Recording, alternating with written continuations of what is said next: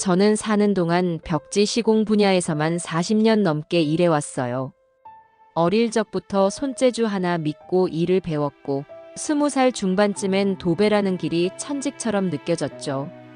남들이 지저분하고 힘들다고 피하는 작업일수록 저는 묘하게 성취감이 생겼어요. 그래서 잠도 제대로 못 자고 여기저기 쫓아다니면서 기술을 익혔고 사람들 사이에서 벽지 시공하면 김영수라는 말을 듣게 됐어요. 결국 30 즈음에는 작은 인테리어 회사를 차렸고 그 후 40여 년 동안 부침은 있었어도 나름 탄탄하게 운영해왔습니다. 나이가 60이 넘어서면서부터 주변에서는 이제 좀 쉬라고 권유했어요. 저도 정말 그만둘 때가 된 건가 싶어 회사를 후배들에게 넘기는 방안을 고민했죠. 그러다가 70을 바라볼 때쯤 사무실 직원들과 상의 끝에 은퇴를 결정했어요. 오랫동안 함께 일해온 후배들이라 믿음이 있었고 이제 제 몸도 예전 같지 않아서 이젠 물려줄 때가 됐다고 생각했어요.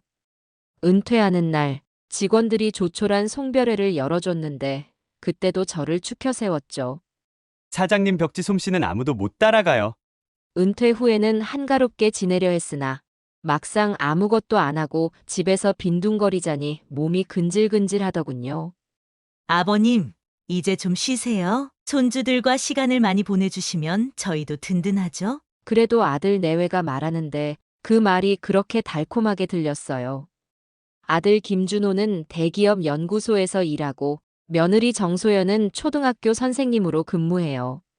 손주 민우와 서연은 아직 어린 티가 많아서 제가 옆에서 돌봐주면 며느리와 아들도 한결 편할 거라 생각했죠. 그래서 그래, 내 재능과 정성을 가족에게 쏟자. 게다가 손주들과 함께 지내면 즐겁겠다 싶었습니다. 결정적으로 은퇴가 다가오던 시기에 저는 평생 모은 돈을 꽤 크게 정리해 고급 아파트를 한 채 마련했어요. 아들네가 살던 집이 낡기도 했고 손주 교육 문제로 더 나은 환경을 찾고 있던 차라 이참에 내가 큰 돈을 보태 아파트를 사주자 하고 결심했죠. 물론 제 이름으로 계약을 했어요. 하지만 사실상 아들 가족을 위한 것이니 제가 은퇴 후 함께 지내면서 그 집을 완성형 공간으로 만들어주겠다는 야심이 있었어요. 어차피 집 내부 인테리어도 제가 직접 신경 쓰면 웬만한 인테리어 회사 못지않게 깔끔하게 꾸밀 자신이 있었거든요. 처음에 아들 내외는 몸 둘 바를 몰라 했어요. 아버지, 이렇게 큰 걸 저희에게. 그러나 기왕이면 자녀 교육에도 좋고 생활 환경도 좋은 곳이니 당연히 흔쾌히 수락하더군요. 이리하여 우리는 새 아파트로 이사했고 저는 은퇴 후 자연스럽게 그들과 한 집에 살게 됐어요. 손주들을 돌봐주고 집안 곳곳을 필요할 때마다 고쳐주고 때로는 맛있는 반찬도 만들어주며 살면 아주 평화롭겠다고 기대했죠. 처음 몇 달은 정말 분위기가 괜찮았어요. 집에 입주하자마자 제 특기를 살려 벽지를 고쳐달고 각 방을 예쁘게 꾸미기 시작했어요. 거실 한쪽엔 포인트 벽지를 붙여서 분위기를 확 바꿨고 주방 쪽에는 오염에 강한 재질을 선택해 깔끔함을 유지했어요. 며느리도 즐거워했죠. 아버님 솜씨가 정말 대단하네요. 이 집이 한결 화사해졌어요. 아들도 이렇게 호응하곤 했어요. 우리 집이 점점 예뻐지니까 기분이 좋네요. 저도 시간 되면 도와드릴게요. 그 시절에는 모두가 행복해 보였어요. 그런데 제가 워낙 인테리어 쪽으로 열정이 크다 보니 사소한 부분도 그냥 넘어가지 못하는 면이 있었죠. 주방 수납장 문짝이 조금 덜컹거려도 그냥 두질 않고 바로 드릴과 나사를 찾아다 보강을 했어요. 거실 벽이 심심해 보이면 바로 몰딩을 덧붙여 장식해 보기도 했고 현관 센서 등이 만족스럽지 않으면 조명을 바꿔보기도 했어요.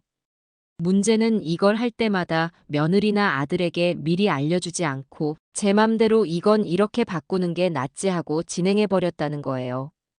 역시 아버님은 일손이 빠르고 세심하시네요. 초반에는 이런 칭찬이었지만 시간이 갈수록 며느리 표정이 묘하게 굳어지는 게 느껴졌어요. 한 번은 거실 몰딩을 붙이느라 낮에 망치질을 좀 했어요. 당시 며느리는 몸이 피곤해서 거실 소파에 쉬고 있었는데 며느리가 말했어요. 아버님, 너무 시끄럽네요. 혹시 지금 말고 주말에 해주시면 어떨까요? 하지만 저는 계속 몰딩을 박았어요. 에이, 금방 끝나. 그냥 조금만 참으면 되지. 그날 저녁 며느리가 약간 피곤한 듯 한숨을 쉬는데 그 모습을 보니 뭔가 개운치 않았어요. 그래도 저는 그때까진 내가 좋은 일 하는데 굳이 이럴 필요 있나? 하고 대수롭지 않게 넘겼습니다. 이건 지금 생각해보면 제 잘못이었죠. 결정적인 갈등은 아들 내외와 손주들이 4박 5일간 제주도로 가족여행을 떠난 때 벌어졌어요. 너희끼리 다녀오려무나? 난 굳이 따라갈 필요 없어 보이네. 손주들하고 너희가 오붓하게 시간 보내는 게 낫다. 그때 속으로 기막힌 아이디어가 떠올랐죠. 손주들 방을 예쁜 벽지로 바꿔주면 돌아와서 깜짝 놀라지 않을까? 사실 아이들 방은 벽지에 낙서도 많고 이것저것 붙여놓은 종이들이 많았는데 보기엔 좀 지저분했거든요. 저는 곧장 인테리어 자재상가로 달려가 어린이 방에 어울릴 만한 파스텔 톤 벽지를 골랐어요. 민우 방은 스트라이프 패턴으로 깔끔하게 가고 서연 방은 약간의 패턴이 들어간 밝은 핑크 계열을 선택했죠. 이 정도면 아이들이 무척 좋아하겠지 하고 뿌듯했어요. 그리고 회사 후배였던 도배 전문가를 불러서 이참에 함께 작업해보자고 했어요. 오, 선생님 아직도 몸 쓰시려고요? 이제 은퇴하셨으니 편히 구경만 하셔도 되죠. 에이, 몸이 근질근질하네. 같이 하면 더 좋지.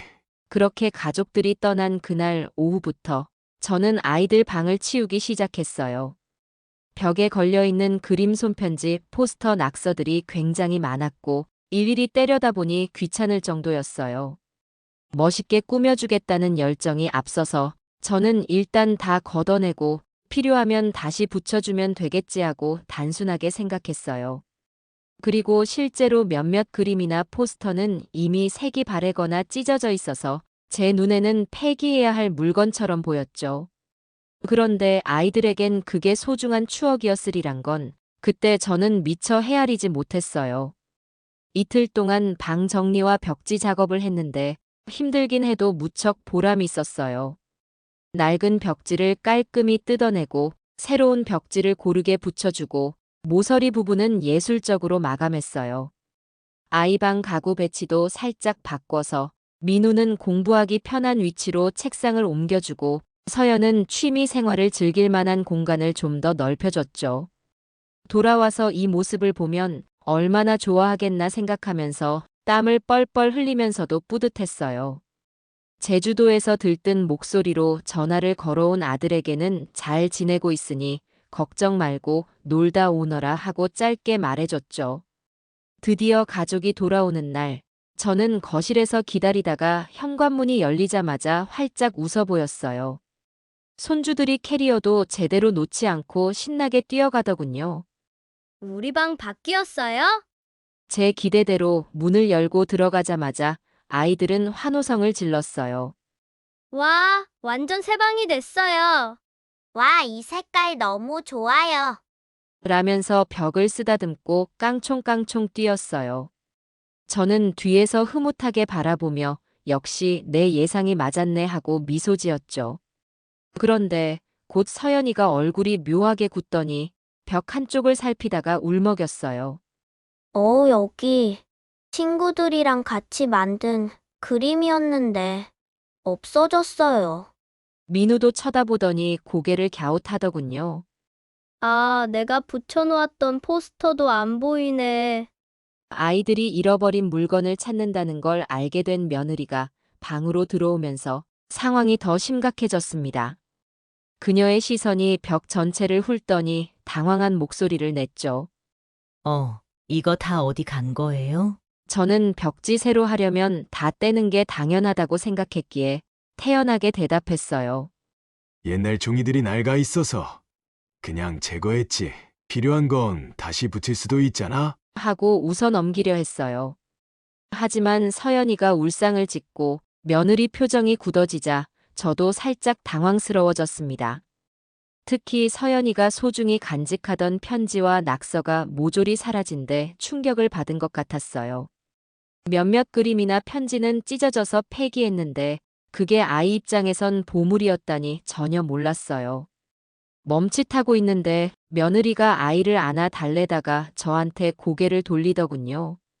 아버님, 이런 큰 변화는 저희랑 상의해 주셔야 해요. 갑자기 이렇게 다 없애시면 아이는 추억을 몽땅 잃어버린 기분이잖아요. 에이, 새로운 벽지가 훨씬 예쁜데 그깟 낙서 좀 사라진다고 큰 문제는 아니잖아. 너무 그렇게 심각하게 보지 마. 깜짝 선물해 주려다 보니 내가 좀 독단적으로 한 건 맞지만 결과는 좋잖아. 그러자 며느리 표정이 딱딱하게 굳었습니다.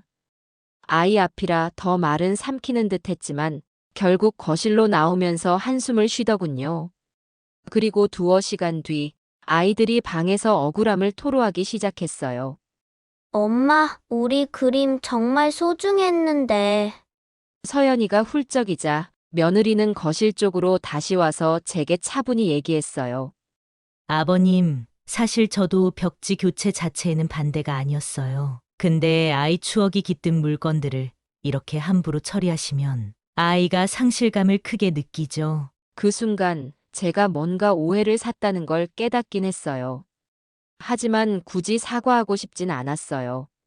나는 좋은 마음으로 열심히 일했는데 왜 이렇게 트집을 잡나 하는 서운함이 먼저 들었거든요. 그리고 얼마 지나지 않아 며느리가 제가 전혀 예상 못한 말을 꺼냈습니다.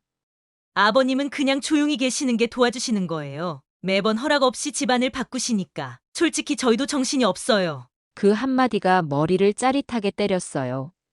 평생 벽지 시공으로 명성도 없고 이 집 또한 제 돈으로 장만해 준 건데 조용히 있으라니요.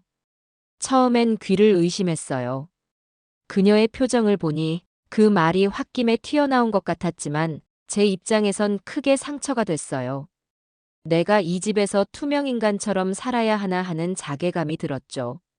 얘야, 내가 평생을 인테리어 일해오며 집안을 꾸민다고 하면 다들 반가워하곤 했는데 너한테선 점점 내 자리가 없단 기분이 드는구나. 처음에는 너가 직장일에 바쁘니 내가 벽지나 가구 배치를 맡아보겠다고 나선 거야. 아이들 방도 낡은 벽지가 지저분해 보여서 갈아준 건데 그게 그렇게 큰 잘못이었는지 도무지 이해가 안 되네. 난 이 집이 내가 모은 돈으로 마련해준 공간이니 조금 손보는 건 당연하다고 생각했다. 허락도 없이 공사한다고 불만을 내비치길래 내심 그래도 예쁘게 바뀌면 좋아하겠지 싶었지. 근데 돌아온 말은 조용히 계시는 게 도와주시는 거라니. 이젠 서글픔이 치민다. 마치 내가 민폐만 끼치는 늙은이로 전락한 것 같아. 가슴이 답답하고 서운해. 아버님, 저도 이렇게까지 예민하게 굴고 싶지 않아요. 처음부터 아버님 존재 자체를 부정한 적은 없다고요. 근데 매번 뭘 바꾸실 때마다 저희랑 한마디라도 상의해 주셨으면 좋았잖아요. 아이들 방이 낡았다고 생각하신 건 알겠지만 거기에 붙어있던 그림이랑 추억거리 전부 싹 치워버리시면 아이들이 얼마나 속상해하는지 아세요? 게다가 거실도 마찬가지예요. 어느 날 갑자기 조명을 다 드러내고 새로 달거나 주방 수납장 떼어놓으면 저는 식사 준비도 못하고 치우느라 애만 먹었다고요. 그래서 한 번씩 미리 알려주시면 좋겠다고 말했는데도 아버님은 그냥 밀고 나가시니 제가 스트레스를 안 받을 수가 없죠. 매번 사소한 술이라면서 망치질해. 먼지에 집안 분위기도 산만해지잖아요. 그렇게 쌓이다 보니 제발 조용히 계셔주시면 좋겠다는 말이 튀어나온 거라고요. 내가 대체 뭘 그렇게 잘못했니? 너희 집 편하라고 바쁘게 움직여주면 고맙다는 말은커녕 허락도 없이 이랬다 저랬다 했다고 핀잔만 듣고 있으니까 얘 기분이 어떻겠어? 나라고 매사에 막무가내로 하는 건 아니야. 적어도 당신들이 힘들어 보일 때 이참에 벽지나 수납장을 고쳐서 좀 더 쾌적해지길 바란 거지. 그런데 돌아오는 건 조용히 계시라 같은 말이더라. 솔직히 그 말 들을 때 가슴이 절렁했어. 내가 무슨 말썽꾼인가 아니면 민폐만 끼치는 존재인가 싶어서 난 여기서 조금이라도 도움 주고 싶어서 나선 거란 말이야. 그런데 당신 기색을 보니 마치 내가 나서지 않는 게 훨씬 낫다는 식으로 느껴져. 그러면 나는 뭘 해야 하니? 그저 방에 박혀 눈치만 봐야 해. 그렇게 살면 정말 편하겠어. 아버님이 그렇게 서운해하시는 건 이해가 돼요. 근데 저도 답답한 게 아버님이 뭘 하실 때 한 번만 미리 알려주셨으면 좋겠다는 거였어요. 제 입장에선 출근했다 돌아오면 벽이며 가구며 막 바뀌어 있고 아이들 숙제해야 할 자리도 엉켜버리는 경우가 많았거든요. 거기다 애들 추억이 담긴 낙서나 그림은 어느새 싹 없어지고 방바닥엔 공사 도구랑 자재가 어지럽게 널려 있어요. 저도 피곤한 몸 끌고 들어와서 놀라지 않을 수 없죠. 그래서 조용히 계시는 게 차라리 도와주는 거라고 했던 거예요. 아버님이 못마땅해서 그런 게 아니라 저희도 정신이 없어서요. 아버님이 좋은 뜻으로 하시는 거 알지만 이렇게 갑자기 바뀌면 제가 그 뒤치다꺼리를 해야 해서 정말 힘들어요. 너도 고생 많다는 거 알아. 하지만 나도 그동안 참아온 게 있다고. 예를 들어 거실 벽 조금만 손봐도 훨씬 깔끔해질 텐데 한마디만 하려고 하면 바쁘니 나중에 얘기하자 식으로 무심하게 굴었잖아. 그렇게 타이밍 놓치면 결국 내가 혼자 시간 맞춰서 진행할 수밖에 없었던 거야. 그리고 애들 낙서를 없앤 건 그냥 방을 새 벽지로 예쁘게 꾸며주면 좋을 거란 순수한 마음에서였지. 누가 그 추억을 무시하고 싶었겠어. 솔직히 도배라는 게 한 번 시작하면 싹 정리해야 효과가 나는 일이니까. 근데 그걸 두고 조용히 있으라니. 난 좀 억울해. 내가 취미 삼아 장난치는 것도 아니고 너희에게 도움이 되길 바라며 땀 흘려 일하는 건데 그렇게 매몰차게 들릴 말까지 들어야 하나 싶어.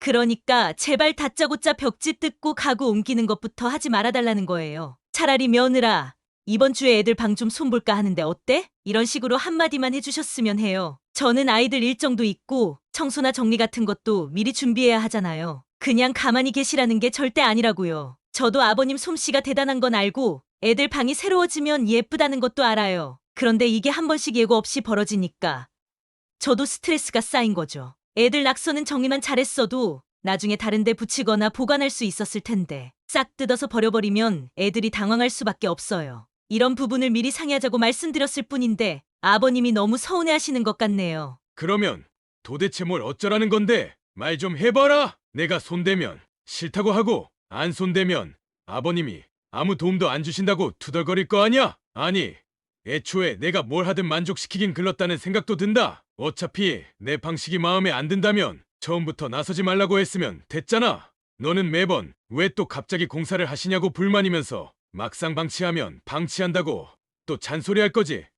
나보고 일일이 허락을 구하라니 그게 어디 쉬운 일이냐? 난 이 집 꼴이 역마음에 걸려서 속전속결로 해결보고 싶을 뿐이야. 그게 그렇게 잘못됐나? 너가 조용히 계시는 게 낫다고 했을 때 이미 선 넘은 거라고 봐. 내가 고개 숙이고 사죄하면서까지 뭘 고치기엔 내 자존심도 남아있다고. 정말 황당하고 기가 막힐 노릇이네. 아버님은 왜 그렇게 극단적으로만 생각하세요? 제가 언제 아무것도 안 해달라고 했습니까? 솔직히 집 망가뜨릴 정도로 엉망이면 저도 도와달라 했겠죠. 근데 아버님은 그냥 생각나는 대로 유란한 공사부터 버려놓고 뒤늦게 내가 너희 위해 한 건데 왜 이러냐고 억울해하시잖아요. 그 사이에 저랑 아이들은 어떻게 되는데요?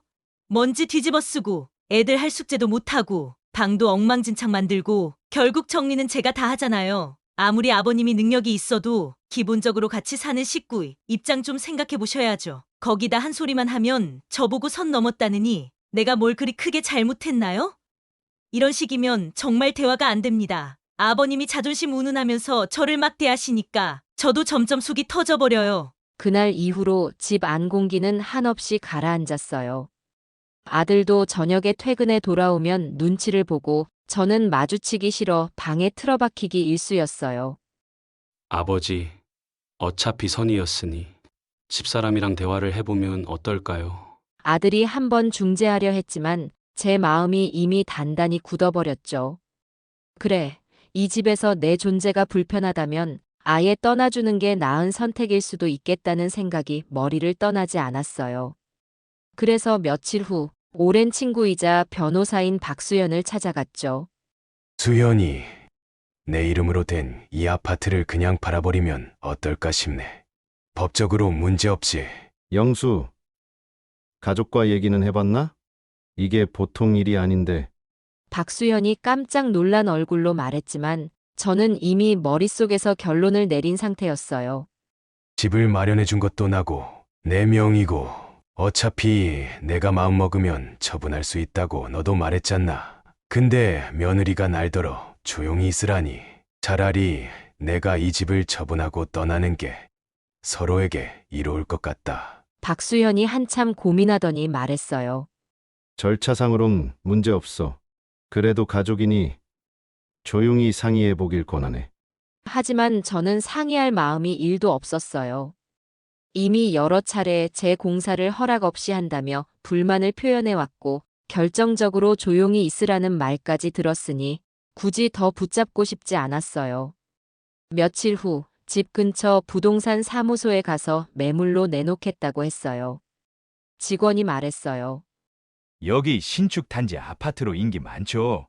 시세도 오르고 있어서 빨리 팔릴 겁니다. 당장 매입 의사 있는 사람 있으면 연락 주세요. 시세보다 약간 싸게 내놓아도 좋습니다. 그러고 나니 마음이 좀 가벼워졌어요. 그래, 이 집을 팔고 나는 교회에 작은 집이라도 하나 구해서 살면 되겠지 하는 생각에 오히려 설렘까지 느꼈어요. 아들 가족에겐 일절 이 사실을 알리지 않았고 집을 보러 온 사람들이 있을 때도 편히 둘러보라고 당당히 안내했어요.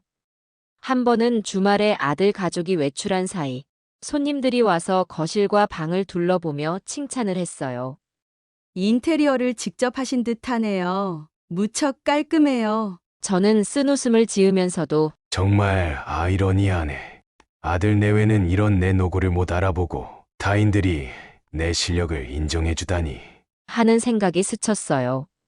일주일도 채 안 돼 부동산에서 연락이 왔어요. 선생님, 지난번 보신 분이 계약하고 싶다고 합니다. 언제쯤 계약서 작성 가능하신가요? 저는 더 생각할 필요가 없었어요. 가능한 한 빠른 시일 내로 합시다. 그렇게 잔금 날짜까지 빠르게 잡혔고 모든 서류가 순식간에 준비됐어요. 그리고 계약서를 쓰기 전날 저는 아들 내외에게 내일 집 팔러 간다는 충격적 선언을 했어요. 그 이유를 아들이 다급하게 물었지만 저는 심드렁한 태도로 이야기했죠. 이미 매수자가 나타났고 난 여기서 나갈 거다. 너희도 곧 나가야 한다. 새 주인이 들어오니까. 며느리는 거의 울면서 말했어요. 아버님, 갑자기 이렇게 하시면 저희는 어떡합니까? 저희에게 기회를 한 번만 주세요. 조용히 있으라며. 그 말 그대로 내가 조용히 떠나주는 거다. 잔금일이 되자 저는 부동산 사무소에서 깔끔하게 계약을 마쳤어요. 돈이 내 계좌로 들어왔고 이 아파트는 이제 새 주인 소유가 됐어요. 일단 절차가 끝나니 묘하게 마음이 후련해지면서도 씁쓸함이 번졌어요. 그날 집에 돌아오자 아들과 며느리는 초상집 분위기로 앉아 있었고 손주들은 뭐가 어떻게 돌아가는지 이해 못한 채 불안해 보였어요. 저는 가방에 짐을 싸며 말했어요. 나는 내일 모레 교회에 마련해둔 주택으로 갈 거다. 너희도 얼른 다른 집 구해봐라. 아들이 제게 잔뜩 당혹스러운 얼굴로 다가와 하소연했어요. 아버지, 대출 알아봤는데 답이 안 나오네요. 갑자기 이렇게 되면 전셋집이라도 알아봐야 하는데 시간이 너무 촉박합니다. 저는 묵묵히 듣다가 아주 간단히 잘라 말했어요. 그건 너희 사정이지. 내 일은 이미 끝났어. 며느리는 뒤에서 눈물을 뚝뚝 흘리며 울먹였죠. 아버님, 제 말이 이렇게 큰 파장을 가져올 줄 몰랐어요. 진심으로 죄송해요. 제가 좀 더 신중했어야 했는데. 하지만 제 마음은 이미 돌아섰고 한 번 굳은 결심을 바꿀 생각이 없었어요. 그래도 이미 모든 서류가 끝났고 나도 이제 독립해서 살고 싶다. 그게 우리 모두를 위한 거라 믿는다. 결국 며칠 뒤 저는 트럭을 불러 제 짐을 날랐어요. 아들 가족이 현관까지 쫓아와 붙잡았지만 제 생각은 바뀌지 않았어요. 이제 할 말이 없다. 며칠 안에 새 주인이 들어오니까 너희도 얼른 나가야 될 거야. 민우랑 서연이가 펑펑 울면서 할아버지, 가지 마세요 라고 외칠 때 솔직히 마음이 찢어지긴 했어요. 하지만 그 애들의 목소리를 들을 때마다 조용히 있으라는 말이 머릿속을 뒤흔들었고 다시는 이런 무시를 받고 싶지 않았어요. 결국 저는 그들을 뒤로 한 채 집을 나섰습니다. 교회에 있는 작은 주택은 전에부터 눈여겨봤던 곳이었어요. 마당이 작게 남아 있고 별채처럼 쓸 수 있는 창고가 있어서 거기를 공방으로 꾸밀 생각을 하고 있었죠. 이사 첫날 짐을 풀고 그 다음 날부터 곧바로 벽지 샘플과 도구들을 정리했어요. 평생 일하던 습관이 남아서인지 가만히 쉬질 못하겠더군요. 자잘한 부분을 수리하고 창고를 개조해 벽지 체험 공간을 만들고 나니 꽤 보람이 느껴졌어요. 며칠 지나자 아들이 전화해 왔어요. 아버지, 저희 전세 구했습니다. 아직 낯선 동네지만 아이들도 잘 적응할 거라 믿어요. 음성이 한껏 기운이 빠져 보였는데 저는 굳이 어르고 달래지 않았어요. 그래, 사느라 힘들겠지만 원래 그러면서 배우는 거다. 아들도 더 이상 구구절절 변명을 늘어놓지는 못하고 전화를 금방 끊었습니다. 저는 교회 생활에 적응하며 작게나마 봉사활동을 해볼까 생각하게 됐어요. 이제 은퇴했으니 벽지 기술을 활용해 지역 아이들이나 어르신들에게 뭔가 해줄 수 있지 않을까라는 막연한 아이디어였어요.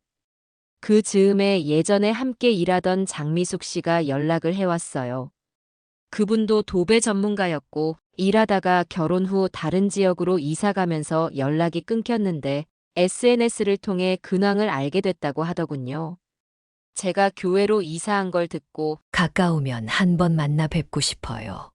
라고 해서 저희 집에 초대했습니다. 장미숙 씨와 이야기를 나누다 보니 그분도 요양원이나 복지관 등에서 간단한 봉사를 하며 지낸다고 했어요.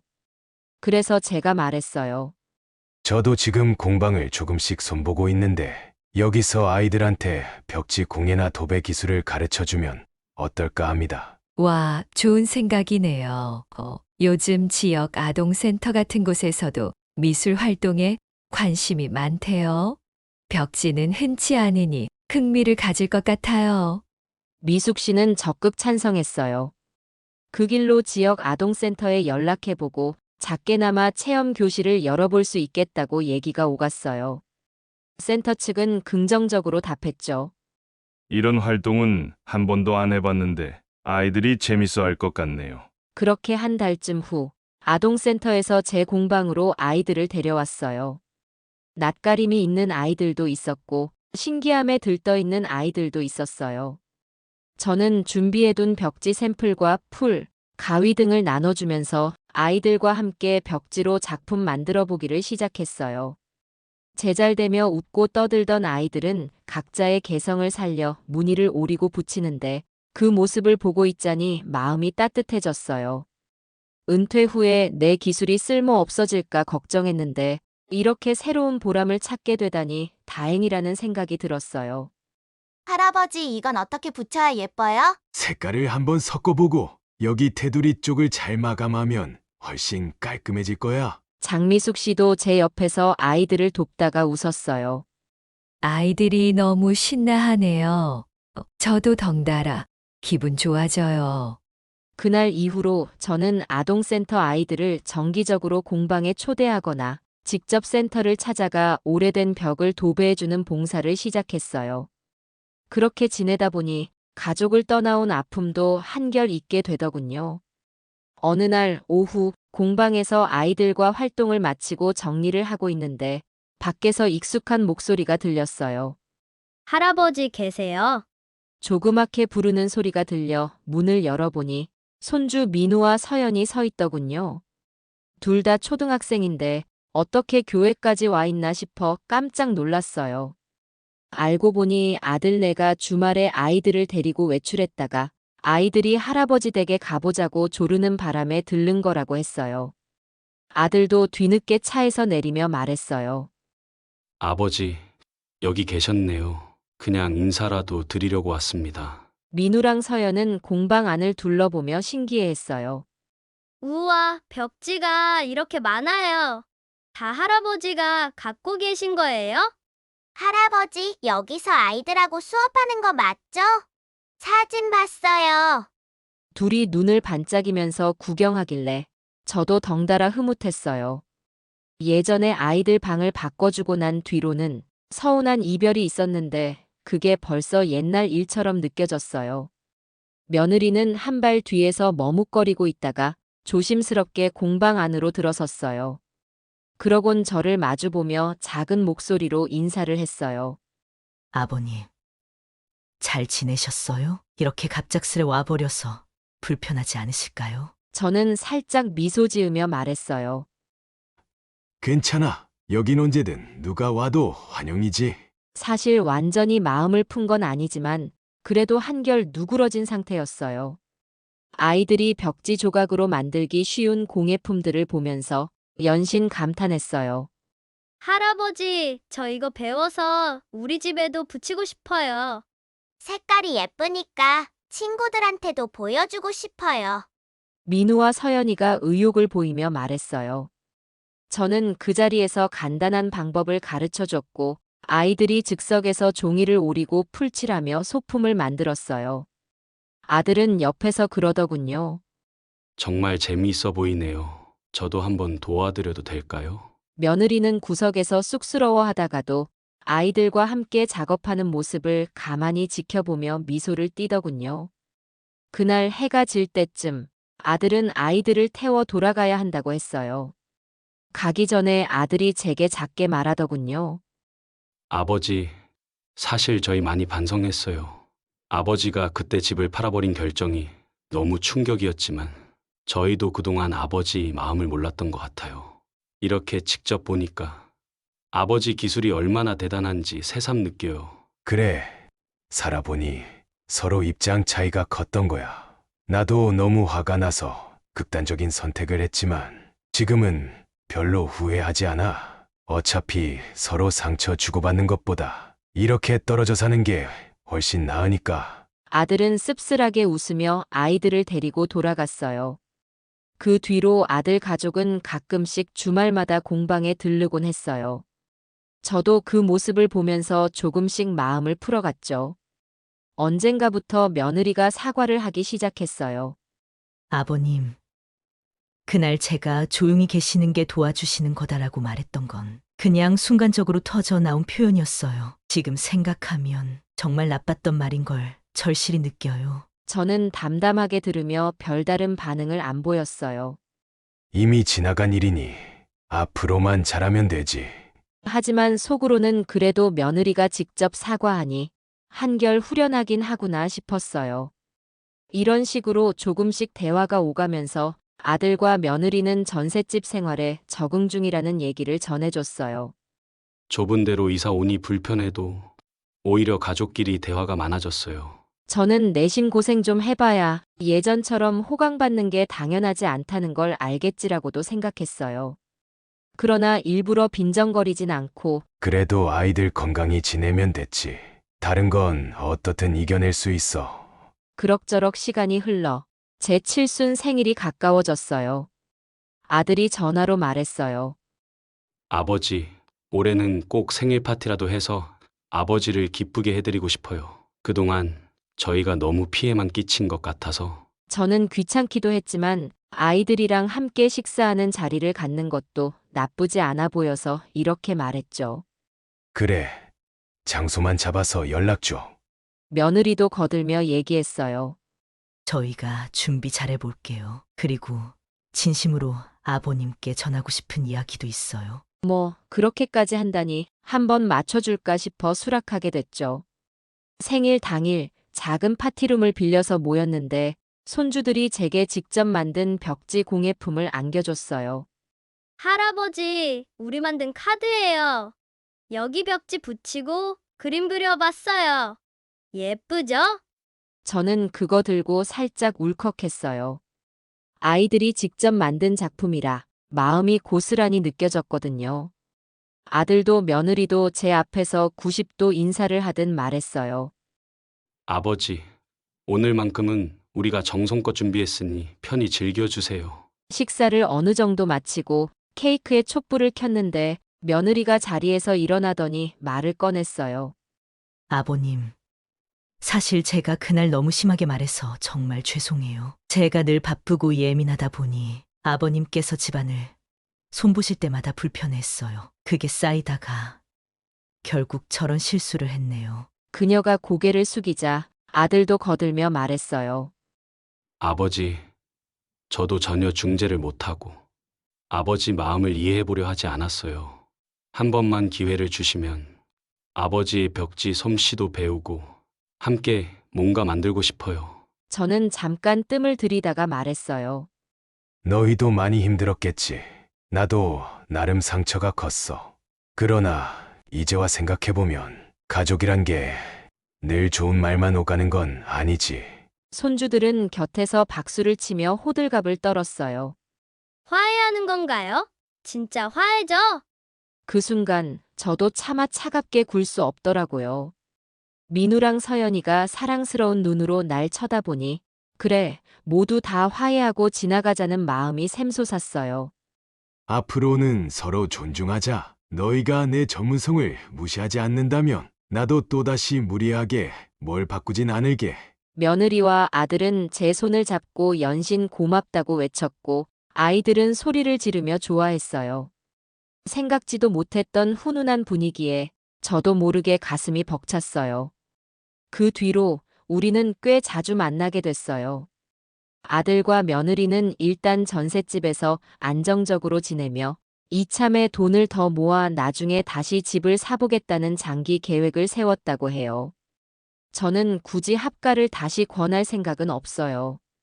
오히려 지금처럼 떨어져 살면서 가끔씩 만나고 때로는 공방에 와서 제 벽지 기술을 배우는 정도가 서로한테 이롭다고 느껴요. 며느리도 제안하더군요. 아버님, 다음에는 저희도 손수 아이들 방을 꾸며주고 싶어요. 아버님께 가르침을 좀 받으면 어떨까요? 그래서 한 번은 아들 가족이 주말에 공방에 와서 실제로 벽 한쪽에 시범 도배를 해봤어요. 아들은 서툴러서 풀을 너무 듬뿍 발라 벽지가 밀리고 며느리는 예쁘게 자른다며 자투리를 날려먹기도 했어요. 생각보다 어렵네요. 아버님이 하시던 게 이 정도로 어려운 작업이었구나. 아이들도 혀를 내둘렀어요. 우리도 색종이랑 풀칠하는 건 자신 있는데 벽지는 힘드네요. 저는 그 광경이 뿌듯해서 한참을 지켜보며 중얼거렸어요. 그래, 이래야 가족이지. 장미숙 씨와 함께하는 봉사활동도 꾸준히 이어지고 있어요. 가끔 손주들이 도배 봉사같이 해보고 싶다고 의욕을 보여서 아동센터나 작은 복지시설에 가서 낡은 벽지를 교체하는 일을 거들기도 해요. 그럴 때 며느리는 말해주죠. 처음엔 벽지 일을 대수롭지 않게 여겼는데 막상 해보니 현장이 얼마나 고된지 알겠어요. 아버님이 이 일로 명성을 쌓은 게 당연하네요. 그렇지. 아무것도 아닌 것 같아도 섬세함과 체력이 필요해. 그래도 사람들한테 기쁨을 주는 일이니 보람도 크지. 예전엔 상상도 못했던 대화들이 이렇게 자연스레 오가니 세월의 흐름이 참 신기해요. 이렇게 시간이 흐르는 동안 제게도 여러 가지 변화가 생겼어요. 교회 주택에서 지내는 게 익숙해졌고 마당에 작은 텃밭을 가꿔보기도 했어요. 장미숙 씨와는 예전 직장 동료 이상의 감정을 품고 지내게 됐어요. 서로 나이를 먹었지만 도배를 좋아하고 사람들 돕는 걸 즐긴다는 점이 잘 맞아서인지 함께하는 시간이 늘어났죠. 우리 아동센터뿐 아니라 지역 노인정에도 가볼까요? 벽이 너무 낡았다던데. 어느 날 장미숙 씨가 제안해서 그 길로 함께 찾아가 봉사를 하기도 했어요. 그렇게 봉사를 하면서 다른 어르신들과 이야기를 나눠보면 가족 문제로 상처받은 분들이 적잖더군요. 자식과 갈등이 있어도 그냥 참고 사시는 분, 혹은 아예 의절하고 혼자 외롭게 지내시는 분도 많았어요. 저는 제 이야기를 살짝 털어놓으며 솔직하게 밝혔어요. 저도 아들과 며느리와 갈등이 심했는데 결국엔 제가 집을 팔고 나와버렸어요. 대부분 놀라면서도 공감해 주시곤 해요. 차라리 잘하셨네요. 가족이라고 무조건 참고만 살아서는 본인 삶이 너무 피폐해지죠. 저도 그분들과 대화하면서 가족 관계라는 게 생각보다 훨씬 복잡하구나. 그래도 결국 서로 존중하지 않으면 의미가 없겠다고 다시금 느껴요. 요즘은 아들 가족과 제가 각자 편한 거리를 유지하면서도 공유할 건 공유하는 관계가 됐어요. 가령 아이들 교육 문제로. 어떤 벽지나 장식이 아이 학습에 도움이 될까요? 하고 물어오면 제가 기꺼이 조언을 해줘요. 그러면 아들도 말하고요. 직접 붙여볼까요, 아버지? 유튜브로 대충 배우기엔 부족한데 아버지가 한번 시범 보여주시면 저희도 할 수 있지 않을까요? 좋아. 한번 부자 공동 프로젝트로 진행해 봅시다. 함께 작업하다 보면 예전에 느끼지 못했던 유대감이 싹 트는 걸 체감해요. 며느리와도 이젠 일상적인 이야기를 편히 나눠요.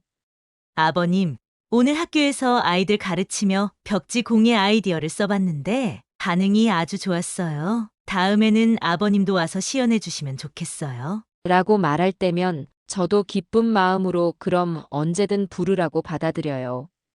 그녀 역시 조용히 있으라는 말이 얼마나 저를 아프게 했는지 깨닫고 2번 다시 비슷한 표현을 쓰지 않으려고 조심한다고 해요. 저도 불필요하게 감정을 드러내지 않으려 노력해요. 그 결과 예전과 비교도 안 되게 부드러운 대화를 이어나가고 있죠. 손주들은 주말마다 즐거워해요. 할아버지 공방에서 또 뭐 만들까요? 친구들이 우리 작품 보고 부러워했어요. 민우는 과학 쪽 호기심이 많아서 벽지 재질이나 풀의 성분을 연구해 보겠다며 장난스러운 실험을 시도하기도 해요. 서연이는 색깔 감각이 좋아 독특한 패턴을 만들고 친구들과 교환하곤 하죠.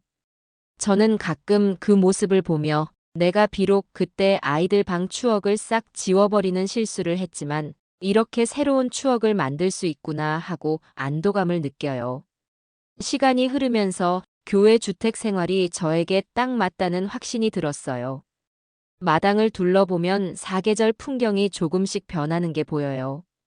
예전 아파트에서는 느낄 수 없던 자연의 숨결이 즐겁고 공방 활동을 통해 사람들과 만나며 활기를 얻어요. 때로는 혼자 있는 시간이 많아 외로울 수도 있지만 제가 원할 때면 봉사활동이나 가족 모임에 참여하면 되니 크게 문제되지 않아요. 그리고 무엇보다 누구도 제게 조용히 있어 달라는 말 따위를 하지 않는다는 게 마음을 편안하게 해주죠. 장미숙 씨와는 날이 좋아지면 근처 야외로도 나가곤 해요. 소풍 겸 주변 경치를 구경하다 보면 오래전 인테리어 현장에서 겪은 해프닝도 자연스레 떠오르고 서로 추억을 꺼내 웃을 때가 많아요. 그러다 한 번은 장미숙 씨가 묻더군요. 그럼 정말 아드님 집을 팔아버리실 정도로 화가 나셨던 거예요? 제가 헛웃음을 지으면서 솔직히 털어놨어요. 그때는 내 자존심이 무너졌다고 느꼈어요. 많이 욱했죠. 그 얘기를 들은 장미숙 씨가 제 손을 잡으며 다정히 말했어요. 그래도 잘 이겨내신 거네요. 이렇게 건강히 지내고 가족들과도 점차 화해하고 있으니까요. 그 순간 괜히 마음이 따뜻해졌어요. 나는 그 일로 인해 지금 여기까지 왔고 생각지 못했던 봉사활동과 새로운 인연들을 만나게 됐잖아요. 가족과도 전혀 다른 형태의 소통을 하게 됐고요. 어찌 보면 며느리의 그 말 한마디가 제 인생을 대대적으로 바꾼 거죠. 그래서 이젠 아예 후회하지 않아요. 사람들이 너무 극단적으로 처분해버린 거 아니냐고 물어도 저는 그 덕에 서로가 깨달은 게 많다고 답해요. 집이란 물리적 공간보다 거기 사는 사람들의 마음과 태도가 더 중요하다는 걸 다들 절실히 느낀 거죠. 한편으론 아들 내외도 자신의 실수를 깨닫고 반성했고 저도 나름 반성을 했어요. 내가 너무 나대서 가족이 피곤했나 싶기도 했거든요. 물론 아직도 아들 부부는 그 아파트를 잃고 전셋집으로 옮긴 것에 대한 아쉬움이 있을 거예요. 하지만 제 입장에선 그때 팔지 않았다면 아직도 서로가 등 돌린 채 마음속 불만만 쌓였을지도 모르죠. 파국을 맞이했다가 다시금 손을 잡았기에 관계가 오히려 더 건강해졌다고 느껴요. 손주들도 더욱 소중한 존재로 다가와 제 공방에서 추억을 쌓고 있으니까요. 나쁘지 않은 결말이라 확신합니다. 요즘은 아들도 호기심을 표하곤 해요. 아버지, 다음번엔 저도 벽지 봉사에 동참해 볼게요. 현장에서 어떤 식으로 하는지 궁금합니다. 며느리도 부탁해와요. 아이들 방에 또 다른 벽지 포인트를 주고 싶은데 아버님 의견이 필요해요. 가끔은 다 같이 간단한 공사를 하며 땀 흘리다 저녁 먹고 헤어지기도 해요. 그럴 때 전 느껴요. 그래, 이 정도 거리가 딱 적절하구나. 예전처럼 한 집에서 갈등 터뜨리는 대신 지금처럼 서로 존중하는 게 훨씬 낫다. 정말 가끔 아들이 제게 수줍게 말해요. 아버지, 그래도 언젠가는 저희가 아버지를 다시 모시고 싶어요. 그때는 절대 예전처럼 아버지를 가볍게 대하지 않을 거예요. 저는 거절하곤 해요. 아직은 괜찮아. 내가 여기 공방에서 할 일이 많고 또 너희도 지금 형편이 어렵잖아. 굳이 마음 쓸 필요 없다. 손주들은 할아버지와 떨어져 사는 게 섭섭하면서도 주말마다 와서 이렇게 신나게 놀 수 있으니 그것도 좋은가 봐요. 모여서 도배하고 벽지 공예하며 떠들다 보면 하루해가 금세 저물어요. 그 누구도 제게 조용히 있으라는 말을 하지 않고 저도 무턱대고 뭘 바꾸지 않으니 평화롭죠. 결국 이 이야기는 한마디로 시작됐어요. 아버님은 그냥 조용히 계시는 게 도와주시는 거예요. 그 소리 듣고 뚜껑이 열려 홧김에 아들 집을 처분해버린 뒤 독립한 제 선택이 결코 가볍지 않았죠. 허나 지금 돌아보면 그 사건이 모두를 한 단계 성장시키는 계기가 됐다고 생각해요. 저는 교회에서 인생 2막을 펼치며 재능 봉사로 보람을 찾았고 아들 가족은 저 없이 스스로 서는 법을 익혔어요. 그리고 우리 사이에는 진정한 대화와 화해가 이루어졌죠. 이젠 서로 소통해요. 아버님은 정말 대단하세요. 벽지 하실 때 한번 상의만 해주시면 저희도 기꺼이 도와드릴게요. 이번엔 너희 의견이 중요하니 미리 말해주면 좋겠네. 이보다 편할 수가 없어요. 그 전에는 왜 이런 간단한 방식으로 대화해보지 못했는지 신기할 따름이죠. 그래서 언젠가 누군가가 제게 물어요. 김영수 어르신, 집을 통째로 팔아버리는 극단적 방법 대신 조금 더 부드럽게 해결할 순 없었나요? 그럼 저는 이렇게 답하죠. 몰랐죠. 그때는 속이 억울하고 분해서 결국 그게 결단을 내렸고 그로 인해 많은 게 변했어요. 하지만 지금 보니 그게 오히려 잘된 일도 많아요. 이제 제 공방은 지역에서 꽤 알려진 공간이 됐어요. 동네 아이들이 주말마다 여기서 벽지 공예를 체험하고 학부모들도 창의성 교육에 좋다며 호응을 보냅니다. 장미숙 씨와는 다른 봉사단체와도 손잡아서 오래된 낡은 집에 벽지 시공 봉사를 다니곤 해요.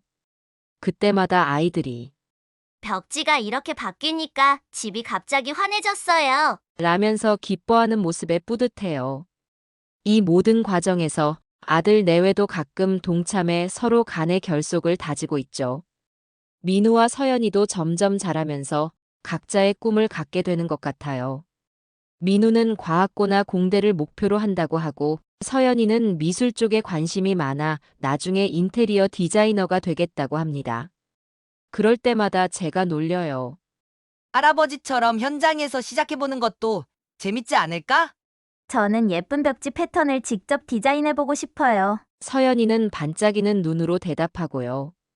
이렇게 손주들과 미래 이야기를 나누는 순간들이 정말 소중해요. 돌이켜보면 제가 아들 집을 처분할 때만 해도 손주들이 엉엉 울며 붙잡았고 제 마음도 무척 아팠어요. 하지만 조금 떨어져 지내니 오히려 함께하는 시간이 더 값지고 재밌게 느껴져요. 억지로 한 지붕 아래서 갈등을 키울 필요가 없다는 걸 체감하고 있어요. 그리고 제가 좋아하는 일, 즉 벽지 시공과 봉사활동을 맘껏 할 수 있다는 점이 삶을 풍요롭게 만드네요. 화려하진 않아도 이 정도면 제게는 딱 맞는 노년의 모습이라고 생각해요. 며느리도 가끔 칭찬해주니 뿌듯해요.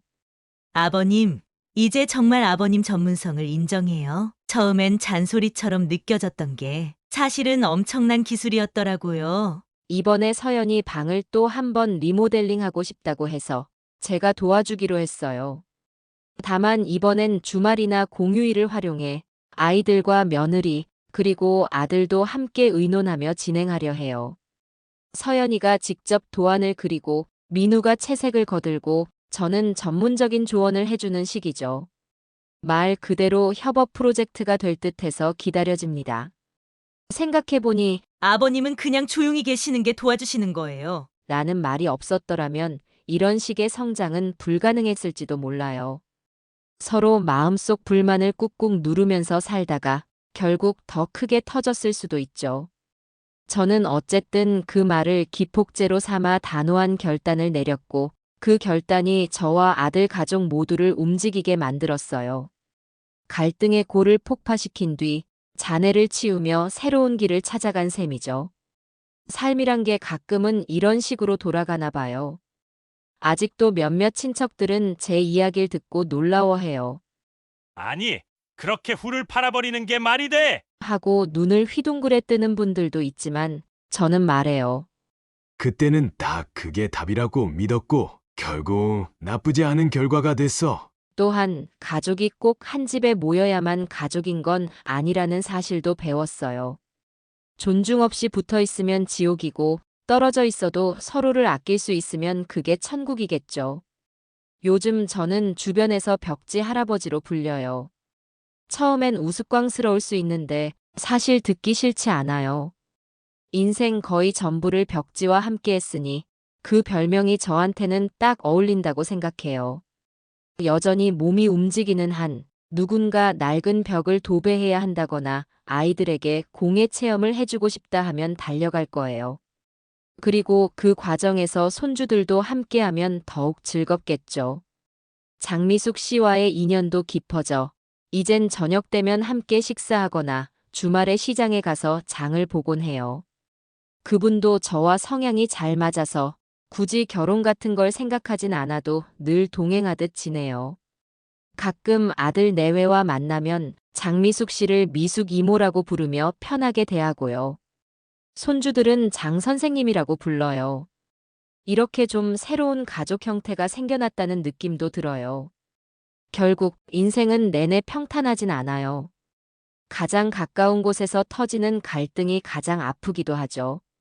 하지만 한번 크게 흔들리고 나면 새로운 기회가 열릴 수도 있더라고요. 저는 그걸 몸소 체험했어요. 조용히 계시는 게 도와주시는 거예요 라는 말에 분노해서 집을 팔아버린 할아버지라니 처음에는 스스로도 믿기 힘들었지만 지금은 한편으론 잘했다는 생각도 해요. 아들 가족이 그 아파트에 계속 살았다면 전 아마도 죽을 때까지 내가 준 집에서 눈치만 보고 지낸다며 소가리를 했을 거예요. 그들이든 저든 적당히 타협하느라 진짜 속마음을 못 드러냈을 가능성이 크죠. 하지만 이제는 당당히 서로의 공간을 갖고 필요하면 도와주고 필요 없을 땐 각자 독립적으로 지내죠. 그 결과 마음 한구석이 편안해졌어요. 이래서 나도 나이가 들었구나 하면서도 또 한편으론 새롭게 시작하는 듯한 기분이 든답니다. 마지막으로 손주들이 종종 제게 물어봐요. 할아버지, 후회 안 해요? 그때 우리 집 팔 때 우리 많이 울었는데. 그러면 저는 말해줘요. 미안했다. 그땐 할아버지도 너무 화가 났고 너희도 어린 마음에 힘들었겠지. 그래도 지금 우리가 더 돈독해진 거 보면 결과적으로 나쁘지 않다고 본다. 그러면 민우는 웃어요. 맞아요. 지금이 더 좋아요. 주말마다 할아버지 집에 놀러 올 수 있고 벽지도 같이 붙이고 공방에서 만들기도 하고요. 서연이도 호기롭게 말하죠. 그리고 다음에 제가 돈 벌면 할아버지 집 왕창 리모델링 해드릴 거예요. 멋진 디자인으로. 그러면 저는 그 아이들의 머리를 살짝 쓰다듬으며 격려하죠. 그래, 기대해보마. 그땐 할아버지가 시키는 대로만 하지 말고 너희 아이디어를 마음껏 펼쳐봐. 이렇듯 평생 벽지와 함께 살아온 제가 노년에 겪은 파란만장한 사건은 어떤 식으로든 결말이 맺어졌어요. 그 결말이 온전히 해피엔딩이라고 단정할 순 없지만 적어도 과거보다 훨씬 낫다고 느껴요. 서로 존중하고 사랑을 표현하는 방식도 다양해졌고 아이들과의 추억도 더 깊어졌으니까요. 아버님은 그냥 조용히 계시는 게 도와주시는 거예요. 라는 말이 처음엔 날 벼랑 끝으로 몰았지만 결과적으론 새 삶의 길을 열어줬다고 할까요? 이 이야기를 주위에 들려주면 어떤 이들은 정말 대단하시네요. 완전 사이다 같아요. 라고 말해요. 또 다른 이들은 가족이니까 좀 더 참고 대화를 했어야지. 너무 극단적이었어요. 라고 반박하기도 해요. 하지만 결국 선택은 저 자신이 감당해야 하는 거잖아요. 저는 그 선택을 했고 지금은 그렇게 살면서 새로운 행복을 찾았어요. 우리가 사랑하는 가족이지만 서로를 무시하거나 소통 없이 강요하면 결국 파탄이 날 수 있다는 교훈을 몸소 깨달았어요. 지금 이 순간도 공방 문을 열어두고 새하얀 벽지 롤들을 펼치며 오늘 수업을 준비하고 있어요. 아동센터 아이들이 오면 또 한바탕 북적이겠죠. 그리고 주말에는 아들 부부와 손주들이 함께 도배 봉사를 가자고 제안해 왔어요. 그럼 다 같이 차를 타고 근처 낡은 집이나 시설을 찾아가 힘을 합쳐 예쁜 벽으로 탈바꿈시키고 올 거예요. 그런 활동을 하면서 다시 한번 우리가 가족임을 확인할 거고 조용히 있으라는 말 대신 함께 만들어보자는 말이 오가겠죠. 제게 남은 노년의 시간은 아마도 이런 식으로 흘러갈 것 같아요. 어딘가에서는 제 행동을 이해 못할 수도 있지만 저는 후회 없이 걸어가려 해요. 한번 살아보니 뭐가 옳고 뭐가 틀린지는 본인이 직접 겪어봐야 알더라고요. 벽지로 평생 먹고 살면서 얻게 된 제 기술이 누군가에게 기쁨을 주고 제 자신에게도 자부심을 준다면 그걸로 좋게요. 그리고 여력이 남는다면 가족에게 조금 더 따뜻함을 나누면서 장미숙 씨와는 소소한 행복도 만들어 나갈 거예요. 이렇게 길고 긴 여정이 끝나지 않고 이어지는 중이지만 확실한 건 하나 있어요. 저한테 조용히 있으라라는 말을 다시는 아무도 함부로 못할 거라는 사실이죠. 이젠 제 자존감을 스스로 지킬 수 있는 방법을 찾았고 가족도 그걸 이해해 줬으니까요. 결국 서로를 존중하면 문제될 게 없고 존중하지 않는 순간 헤어지는 것도 방법이 될 수 있다는 걸 알았어요.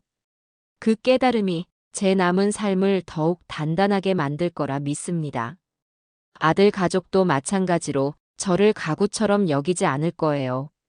저는 그저 가만히 앉아서 숨만 쉬는 노인이 아니라 평생의 열정과 기술을 품고 있는 사람이라는 걸 그들도 배웠으니까요. 앞으로 아들 내외가 어떤 어려움을 겪든 혹은 손주들이 어떤 문제에 부딪히든 저를 조용히 있게 할지 아니면 조언과 도움을 청할지는 그들 몫이겠죠. 그리고 제가 할 수 있는 한 기꺼이 손을 내밀어 줄 생각이에요. 이젠 각자의 존엄을 지키며 함께할 땐 적극적으로 협력하고 떨어져 지낼 땐 홀가분히 보내는 게 맞다고 느껴요. 혹시 언젠가 다시 한 집에 살게 될 날이 온다 해도 예전처럼 서로의 영역을 침범하거나 무시하지 않을 거예요. 그만큼 우리는 이번 사건으로 큰 교훈을 얻었고 상호작용의 방식을 배웠으니까요. 그러니 지금은 이 상태가 충분히 행복해 보여요. 아침에 눈 뜨면 공방에서 재료를 꺼내고 아이들과 봉사 일정을 잡고 주말이면 아들 내외가 얼굴을 비추는 이런 삶이요. 때로는 장미숙 씨와 함께 동네 산책도 즐기고 저녁에는 누군가에게 전화를 걸어 근황을 나누고요. 세상 사람 모두가 저를 집 팔아치운 괴짜라고 생각해도 상관없어요. 정작 저는 제 방식대로 행복을 찾았고 가족 관계도 다시 회복했으니 그걸로 충분하니까요. 그리고 무엇보다도 매일같이 조용히 있으라는 말 대신 아이들의 할아버지, 이건 이렇게 해보면 어때요? 하는 환한 물음을 들을 수 있다는 게 제겐 최고의 보상이에요. 그 하나만으로도 예전의 분노와 서운함이 다 씻겨나갈 만큼 마음이 따뜻해지거든요. 그래서 지금도 공방 문을 열어두고 동네 어귀에서 들려오는 소리들을 조용히 기다리고 있어요. 아마도 곧 아이들이 달려와 새로운 패턴과 색깔로 가득한 작업을 해보자고 요청하겠죠. 아들도 언젠가 기습 방문해서 아버지, 저도 다시 한번 풀칠해 볼게요. 지난번엔 실패했는데 이번엔 제대로 하고 싶어요. 라며 웃어 보일 수도 있어요. 그럴 때 저는 격려할 거예요. 그래, 이번엔 실수해도 놀라지 않을 테니 천천히 해보자. 아무래도 저는 평생 벽지에서 손을 떼지 못할 운명인가 봐요. 그렇게 오늘도 제가 손에 들고 있는 건 벽지롤과 풀솔이에요. 나이는 들었어도 마음은 새롭게 펼칠 수 있어요. 아버님은 그냥 조용히 계시는 게 도와주시는 거예요. 라는 그 말 한마디가 제 세계를 부쉈지만 동시에 또 다른 문을 열어줬죠. 이제 저는 그 문을 통해 밝은 빛으로 걸어가고 있어요. 그리고 다음에 또 어떤 일이 벌어지든 서로 존중한다면 상처보다는 추억을 남길 수 있으리라 믿어요. 그러니 이 이야기는 아직 완전히 끝난 게 아니에요.